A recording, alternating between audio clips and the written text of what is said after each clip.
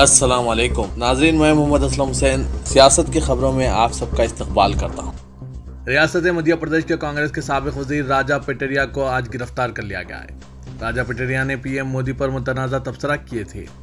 Congress leader राजा पटेरिया को मध्य प्रदेश के दमोहा के हट्टा से आज मंगल की सुबह तकरीबन 5:30 बजे गिरफ्तार किया गया। राजा पटेरिया की एक वीडियो मंजर-ए-आम पर आई थी। इसमें वो मुबैना तौर पर पीएम मोदी को मारने की बात करते हुए नजर आए थे।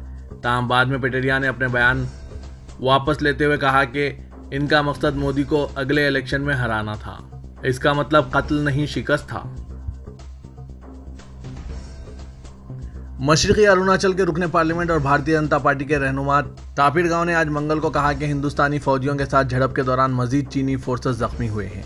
हिंदुस्तान और चीन के दरमियान ताज़ा तरीन सरहदी झड़प की तरफ से इशारा करते हुए 9 दिसंबर को एलएसी के साथ तवांग सेक्टर में बीजेपी के रुकने पार्लियामेंट ने कहा, मैंने सुना है कि हिंदुस्तान की तरफ से कुछ जख्मी हुए हैं, लेकिन पीएलके को ज्यादा जख्म आए हैं। चीनी फौज ज्यादा मुतासिर हुए हैं। पीपुल लिबरेशन आर्मी के इस फाल की मजम्मत करते हुए उन्होंने कहा कि मैं कहना चाहता हूं कि माइक मोहन लाइन पर बार बार हो रहे वाकयात हिंदुस्तान और चीन के ताल्लुकात आप कर रहे हैं। मैं जाती तौर पर पीएलए के इस मजमूम कोशिश की मजम्मत करता हूं। उन्होंने मजीद कहा कि एक इंच भी पीछे नहीं हटेंगे और चीन जितनी भी हरकतें करेगा हमारे फौजी इसका मुंह तोड़ जवाब देंगे। कर्नाटक के वजीर सेहत डॉक्टर के सुधाकर ने कहा कि हजारों गरीब शहरियों की मदद करने के मकसद से नमा क्लिनिक का चारशंबे की सुबह 11 बजे कर्नाटक के तमाम अजला में इफ्तिताह किया जाएगा। बेंगलुरु में एक प्रेस कॉन्फ्रेंस से खिताब करते हुए वजीर सेहत डॉक्टर के सुधाकर ने कहा कि वज़ीर आला बसवराज बोम्मई 14 दिसंबर को नमा क्लिनिक को वक्फ कर देंगे। इब्तदाई मरहले में रियासत भर में बैक वक्त 114 क्लिनिक शुरू किए जा रहे हैं। रियासत कर्नाटक के एनिमल हस्बेंड्री के वजीर प्रभु बी चौहान ने कहा कि लंपी वायरस से मवेशियों की मौत के मामले में मालिकान को मुआवजा देने के लिए 30 करोड़ रुपए की ग्रांट जारी की गई है। उन्होंने इस सिलसिले में एक मीडिया रिलीज जारी की है। कहा कि मुर्दा गायों को मुआवजा देने के लिए 30 करोड़ रुपए की ग्रांट जारी की गई है ताकि जिल्द की नाली की बीमारी की वजह से मरने वाले मवेशियों के मालिकान और किसानों को माली नुकसान से बचाया जा सके। पुणे की एक लैब की रिपोर्ट के मुताबिक रियासत कर्नाटक में एक 5 साल लड़की में जीका वायरस का टेस्ट मुस्बित आया है और इसे एहतियाती तदाबीर अख्तियार करने का मशवरा दिया गया है। वजीर सेहत डॉक्टर के सुधाकर ने कहा कि ये रियासत में पहला केस है और हुकूमत बहुत एहतियात से सूरत हाल पर नजर रखे हुए हैं। हमारा महकमा इससे निपटने के लिए पूरी तरह तैयार है। महकमा सेहत के मुताबिक इस माह के शुरू में पुणे के बौद्धन इलाके में एक 67 साल शख्स जीका वायरस से मुतासिर पाया गया था। यह शख्स नासिक का रहने वाला है और 6 नवंबर को पुणे आया था। बीजेपी के कर्नाटक के रुकने असेंबली प्रीतम गौड़ा का एक वीडियो सोशल मीडिया पर वायरल हुआ है, जिसमें वो मुसलमानों से ये कहते हुए नजर आ रहे हैं कि अगर वो आने वाले असेंबली इंतखाबात में इन्हें वोट ना दें तो वो इनके लिए कोई तरक्याती काम अंजाम नहीं देंगे। अवाम ने इनके रिमार्क्स पर सख्त तनकीद की है। हासन के रुकने असेंबली प्रीतम गौड़ा ने हासन में मुसलमानों के गलबे वाले इलाके श्रीनगर कॉलोनी में एक जलसे से खिताब करते हुए कहा था कि गुज़श्ता 4 साल के दौरान उन्होंने तमाम बरादरियों के अरकान को अपना भाई समझा। उन्होंने मजीद कहा कि अगर मुसलमान इनके घर आते हैं तो इन्हें कॉफ़ी पेश करेंगे, लेकिन तरक्याती सरगर्मियों को यकीनी नहीं बनाएंगे और इनकी ज़रूरत को पूरा नहीं करेंगे। लोकसभा के स्पीकर ओम बिरला ने खबरदार किया कि वो ऐवान में किसी की ज़ात और मजहब का हवाला ना दें। कांग्रेस के एक रुकन ने इल्ज़ाम आयद किया कि वजीर फाइनेंस निर्मला सीतारमण ने हिंदी में इनकी महारत के ताल्लुक से बाज़ रिमार्क्स इसलिए किए कि वो निचली ज़ात से ताल्लुक़ रखते हैं। वक्फे सवालात में अपने समाजी जुमरे के हवाले से कांग्रेस रुकन AR रेड्डी के इस्तेमाल करदा लफ्ज़ पर कड़ा एतराज़ करते हुए स्पीकर ने निशानदेही की कि लोग मजहब और ज़ात पात की बुनियाद पर लोकसभा के लिए मुंतखब नहीं होते। किसी को भी ऐवान में ऐसे अल्फाज का कभी भी इस्तेमाल नहीं करना चाहिए, वरना मुझे ऐसे रुकन के खिलाफ कार्रवाई करनी पड़ेगी।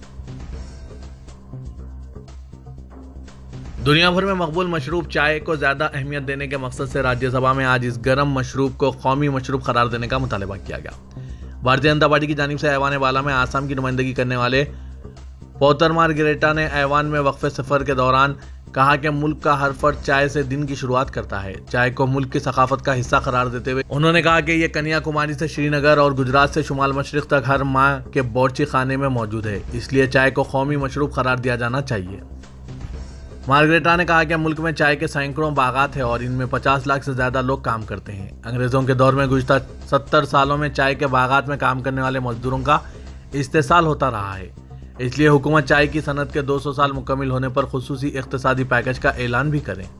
मार्गरेटा ने कहा कि अगले साल 2023 में आसाम की मशहूर चाय 200 साल मुकम्मिल करने जा रही है। शहरियत तरमीमी एक्ट, NPR और NRC के खिलाफ मुजाहरों में पेश रहने वाले समाजी कारकुन उमर खालिद को बहन की शादी के लिए कोर्ट ने 1 हफ्ते की अबूरी जमानत पर रिहा करने का हुक्म जारी किया है। हज़रे के CAA मुखालिफ मुजाहरों के बाद उमर खालिद को दिल्ली पुलिस ने दिल्ली फसाद की वसीअत और साजिश के केस में माकूस कर दिया था, जिसमें UAPA के तहत इल्जाम आयद किए गए। उमर खालिद 27 माह से जेल में हैं। उन्होंने अपनी बहन की शादी में शिरकत के लिए कोर्ट से अबूरी जमानत की दरख्वास्त की थी, जिसकी दिल्ली पुलिस ने शदीद मुखालिफत की। बहरहाल कोर्ट ने कई शर्तें आयद करते हुए उमर खालिद को 23 दिसंबर को 1 हफ्ते की जमानत पर रिहा करने का हुक्म दिया है। इन्हें 30 दिसंबर को दोबारा जेल हुक्काम के सामने खुदसुपुर्दगी करनी होगी। राज्यसभा में कांग्रेस के रुकन इमरान प्रताप गिरी ने वक्फे सिफर के दौरान इलाहाबाद यूनिवर्सिटी और नजीब के मामले को पूरी शिद्दत से उठाया और तालीमी इदारों में हो रहे मजालिम की जानिब ऐवान की तवज्जो मबजूल कराई। उन्होंने कहा कि इलाहाबाद यूनिवर्सिटी, जिसे मशरिक के ऑक्सफोर्ड के नाम से याद किया जाता था, इसे बूटों से रौंदा जा रहा है और तलबा की फीस 400% तक बढ़ा दी गई है। ग्रेजुएशन की फीस जो 975 रुपए थी बढ़ाकर 3,900 रुपए कर दी गई है। पोस्ट ग्रेजुएशन के लिए 1,375 रुपए फीस थी जो बढ़ाकर 4,651 रुपए कर दी गई है। हॉस्टल की फीस भी 15,000 की जगह 45,000 कर दी गई है। उन्होंने ऐवान को आगाह किया कि इलाहाबाद यूनिवर्सिटी के तलबा 90 दिनों से भूख हड़ताल पर हैं। इमरान प्रताप गिरी ने कहा कि जिस यूनिवर्सिटी ने मोतीलाल नेहरू, जवाहरलाल नेहरू, मदन मोहन मालवीय, डॉक्टर जाकिर हुसैन, विश्वनाथ प्रताप सिंह, चंद्रशेखर, अर्जुन सिंह, महादेवी वर्मा और डॉक्टर शंकर दयाल शर्मा जैसी शख्सियात दी हैं, इसे हम क्या दे रहे हैं। इस यूनिवर्सिटी से कहा जा रहा है कि फीस बढ़ाकर अपने खर्चे पूरे करें। JNU से नजीब की गुमशुदगी का मामला भी उन्होंने ऐवान में उठाया। आम आदमी पार्टी के राज्यसभा रुकन संजय सिंह ने ऐवान बाला में अपोजिशन लीडरों के खिलाफ मरकजी एजेंसियों के गलत इस्तेमाल का हवाला देते हुए बताया कि गुज़श्ता 8 सालों में ED अपोजिशन के लीडरों के खिलाफ 3,000 से ज़ायद छापे मार चुकी है। उन्होंने कहा कि सरकारी एजेंसियां खासतन अपोजिशन को परेशान कर रही है। इस मामले पर संजय सिंह को अपोजिशन के कई लीडरान की हिमायत भी हासिल हुई। तायद करने वालों में कांग्रेस के सदर मल्लिकार्जुन खड़गे भी शामिल थे, जबकि बरसर इख्तिदार तबके ने सख्त एतराज़ जाहिर किया। राज्यसभा चेयरमैन जगदीप धनखड़ ने कहा कि कोई भी इल्ज़ाम तस्दीक शुदा होना चाहिए, गैर मुसद्दक़ा किसी भी इल्ज़ाम के बुरे नतायज होंगे। SS राजामौली की फिल्म RRR को गोल्डन ग्लोब अवार्ड्स में गैर अंग्रेजी और बेहतरीन ओरिजिनल सिंग मोशन पिक्चर के जुमरे में 2 अवार्ड्स के लिए नामजद किया गया है। हॉलीवुड फॉरेन प्रेस एसोसिएशन ने अपनी वेबसाइट पर यह ऐलान किया। सऊदी अरब के मुख्तलिफ शहरों जिद्दा, मक्का मुकर्रमा और ताइफ के मुतअद्दिद इलाकों में गरज व चमक के साथ मौसलाधार बारिश हुई है। ज़राए के मुताबिक बारिश के सबब शाहराएं और सहराएं वादियां ज़ेर आब आ गई। बारिश के सबब हुकाम की जानिब से मक्का मुकर्रमा, ताइफ और जिद्दा में पीर को स्कूल्स बंद रहे। महकमा मौसमियात ने मुख्तलिफ शहरों में मजीद बारिश की पेशकशी की है। शहर मक्का मुकर्रमा में शदीद बारिश और सैलाब के बाद तालीमी सरगर्मियों में खलल आया है। अवाम को बारिश खत्म होने तक घरों से बाहर ना निकलने का इंतबा भी जारी किया गया था।